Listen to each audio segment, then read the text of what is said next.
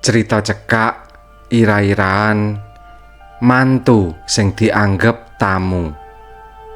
Anggitanipun Ari W. Kurniawan. Wis 5 taun selamat omah-omah karo Ranti, anak wadon pembarepe Pak Darmo. Senajan wis duwe anak siji sing lucu, Slamet ngrasakake ana tembok dhuwur sing misahake dheweke karo kulawarga maratuwane. Ing omah kuwi Slamet tansah diajeni, nanging ajene kuwi malah gawe dheweke krasa adoh. Saben ana acara mangan bareng, Bu Darmo mesti nyepakake piring lan sendok sing paling apik kanggo Slamet. "Wis le, Met, lungguh wae. Ora usah melu reget-reget ing pawon. Kowe kuwi tamu lho, ben ibu wae sing ladeni," ujare Bu Darmo saben Slamet arep ngrewangi asah-asah piring. Tembung tamu kuwi kaya eri sing mancep ing atine Slamet. Senajan dadi mantu, dheweke ora nate dijak rembugan babagan urusan kulawarga. Apa maneh yen Pak Darmo wis nglumpukake anak-anake kandha ing ruang tengah. Slamet mesti mung dikon ngenteni ing emper karo disuguhi kopi lan nyamikan. "Mat, iki urusane Trah Darmo. Kowe istirahat wae dhisik. Mesti kesel to bubar nyambut gawe." Mangkono Pak Darmo mesti pamit kanthi alus nanging teges, nulak Slamet melu ngrungu keputusan penting. Sawijining dina, kulawarga Pak Darmo nemu masalah gedhe. Pak Darmo jebule kepincut investasi lemah sing ditawakake kancane lawas, Pak Broto. Kanthi sembrono, Pak Darmo masrahake sertifikat omah lan lemah warisan kanggo modal usaha perumahan mewah sing dijanjekake bakal pikantuk bathi tikel 10. Nanging sewulan, 2 wulan Pak Broto ilang tanpa kabar. Kantor investasine jebule fiktif. Sing luwih medeni ana layang saka bank sing teka meratelakake yen lemahe Pak Darmo wis dadi jaminan utang sing macet lan arep disita. Ing ruang tamu swasana peteng dedet. Pak Darmo lungguh ndingkluk, pasuryane pucet. Bu Darmo nangis sesenggukan. Ranti lan adik-adine mung bisa bingung tanpa solusi. "Piye iki, Pak? Omah iki siji-sijine warisane simbah. Nek disita awake dhewe arep turun ning ngendi, Pak?" takone Ranti karo mripat kaca-kaca. Pak Darmo mung meneng. Dheweke ngrasa gagal dadi pengayom kulawarga. Ing tengahe kahanan sing kaya ngono kuwi, Slamet nggawa tas banjur metu saka kamar. Dheweke nyedak, banjur lungguh ing lincak, rada adoh kaya biasane, dadi penonton. Slamet unjal ambekan dawa, banjur matur kanthi alus,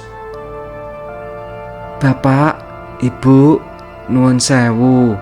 Kula mireng bilih wonten perkara babagan sertifikat menika nggih." Pak Darmo ngguyu pait, "Wis Mat, iki dudu urusanmu.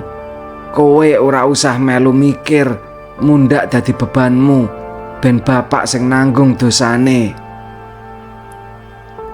Nanging sepisan iki Slamet ora gelem mundur.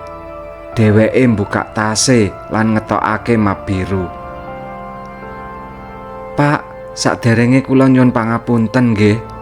Sejatine kula sampun dangu nyinaoni babagan Siti lan gadah kanca wonten kantor notaris. Layang saking bank menika saged dipun gugat, Pak, amargi wonten unsur penipuan lan pemalsuan tanda tangan ibu minangka ahli waris." Kabeh wong ing ruangan kuwi dadi meneng. Slamet banjur nerangake kanthi cetha. Dheweke wis nggoleki rekam jejak Pak Broto sing jebule pancen dadi buron polisi. Slamet uga wis koordinasi karo kancane ing Polda kanggo nglacak posisine dhuwit sing digawa mlayu. Lan sing paling penting, Slamet jebule wis nyisihake dhuwit tabungan.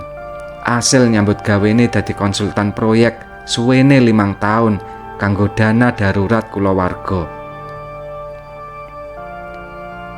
Kula sampun bayar pengacara kangge nahan eksekusi bank, Pak.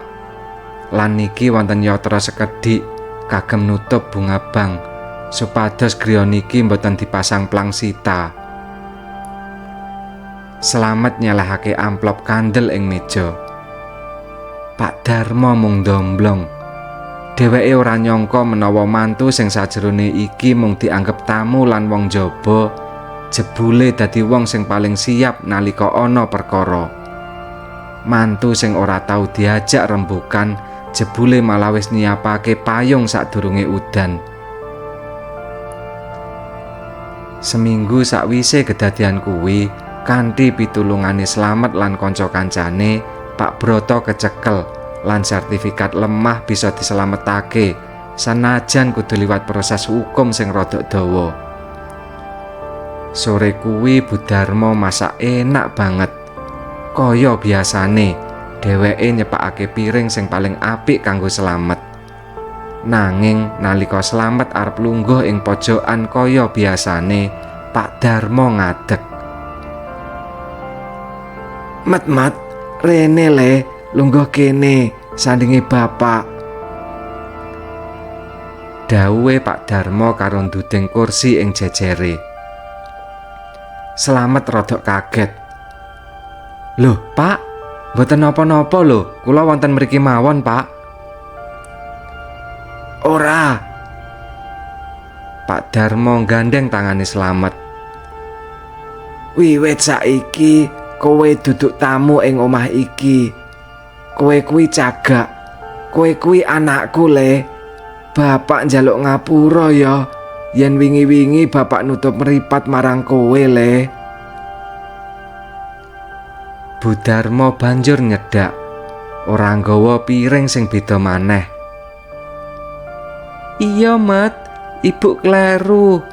Jebule mantu sing paling meneng kuwi sing paling tresna karo kulawarga iki. Wis ya le, saiki ayo mangan bareng. Ora ana piring khusus tamu.